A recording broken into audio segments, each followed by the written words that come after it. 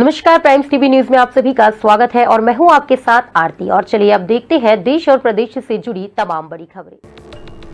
मंदसौर जिले में पिछले 60 वर्षों से कार्तिक मेले का आयोजन होता है, जिसमें नगर पालिका के देखरेख में लगभग 4000 फॉर्म भरे गए, जिसमें नगर पालिका द्वारा 650 प्लांट दुकानों की गोटियां डाल लॉटरी खोली गई।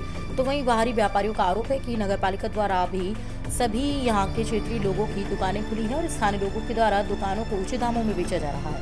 तो वहीं मेले परिसर में हंगामे पर नगर पालिका सीएमओ पी.के. सुमन पहुंचे और वह व्यापारियों से बातचीत कर अन्य जगह 60 दुकानें और गोटी द्वारा खोलने की व्यवस्था की बात कही गई।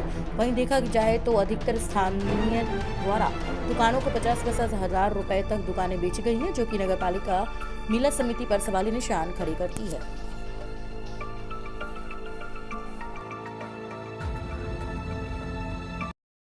विरोधाभास है और आक्रोश भी है।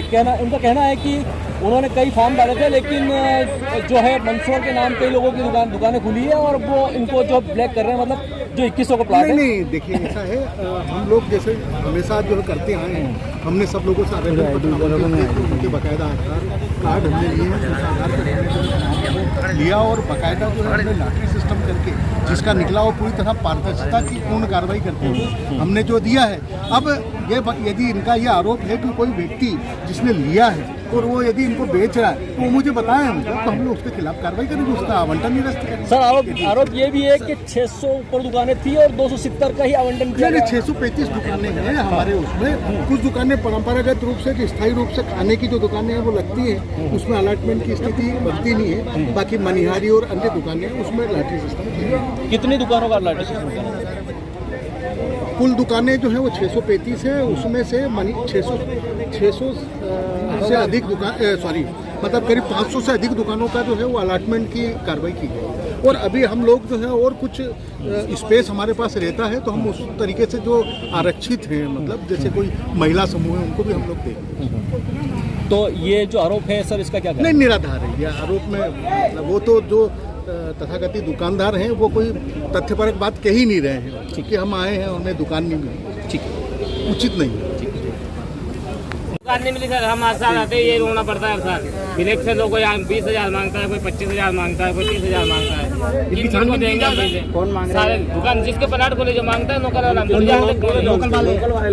वाले मांगते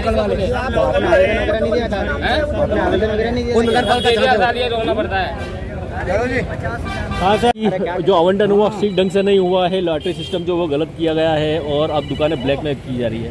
माननीय नगर पालिका अध्यक्ष जी और मेला सभापति जी ने जितनी पारदर्शी व्यवस्था इस मेले में अपनाई है, तो उससे हो सकता है कि जिन लोगों को अपनी मट्ठागिरी करने का अवसर नहीं मिला, तो हो सकता है कि बरगलाने का काम कर रहा है। सारी मीडिया कल लॉटरी सिस्टम में मौजूद थी। जितने आवेदन आए थे उनको एक एक पर्ची को सिस्टम में बताकर डाला गया और जो मेले में स्थान चाहते थे उन सबको उनके हाथों से एक एक लॉटरी निकाली गई।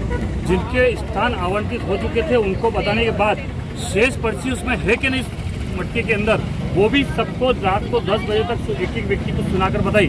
फिर भी जो लोग इस लोभ लालच के कारण से प्लाट अपने लॉटरी में भाग लेते हैं और फिर बाद में बेचते हैं, तो उसका हम संज्ञान में लेंगे। जैसे ही हमारे संज्ञान में आएगा तो माननीय मेला सभापति जी और नगर पालिका अध्यक्ष जी और हमारी पूरी परिषद के साथी मिलकर उस व्यक्ति के खिलाफ अपराध दर्ज कराएंगे, ब्लैक मार्केटिंग करने का अपराध दर्ज कराएंगे। इस मेला परिसर में आज नहीं, आने वाले कई समय के लिए इसको ब्लैक लिस्टेड घोषित करेंगे। लेकिन मंदसौर में पहली बार इस पशुपात के 60वें मेले में न्याय करने का प्रयास हमारी नगर पालिका के प्रशासन ने और सभी पार्षदों ने कहा।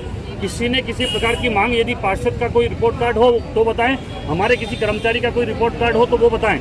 लेकिन यदि इस प्रकार की व्यवस्था नहीं हुई तो ये आपस की व्यापारियों के झगड़े को यदि नगर पालिका के ऊपर नहीं थोपेंगे तो ज़्यादा अच्छा रहेगा। हम फिर भी प्रयास कर रहे हैं कि जो व्यापारी शेष रह गए हैं तो मेले में अन्य स्थान को आज शाम तक पूरी तरह से विकसित करने का हम काम कर रहे हैं। उन सब लोगों को वहाँ स्थान देंगे ताकि वो मेले में जो दूर दूर से आए हैं, व्यापार करने के उद्देश्य से आए हैं, उनको स्थान देने का काम माननीय नगर पालिका अध्यक्ष जी, सीएमओ और आदरणीय मेला सभापति जी ने निर्णय किया है। लेकिन यदि ब्लैक मार्केटिंग का विषय राजनीति से प्रेरित है और जो लोग राजनीतिक रूप से कटाक्ष करने का काम कर रहे हैं वो निराधार है, क्योंकि हम लोग पूरी मीडिया के सामने हर व्यवस्था को पारदर्शी रूप से कराएंगे। हमने मेले का एक परिसर सामने की ओर देखा है, आज हम उसको लेबलिंग करके उस पर पूरा प्लाट का नक्शा डाल देंगे। उसके बाद एक जैन समाज का जो हमारा मंदिर है उस परिसर में भी हम लोग नई व्यवस्था बना रहे हैं। ये व्यवस्था इन व्यापारियों की पीड़ा को समझते हुए बना रहे हैं। हर व्यक्ति की बात को प्राथमिकता मिले, ये प्रयास हमारी परिषद का है।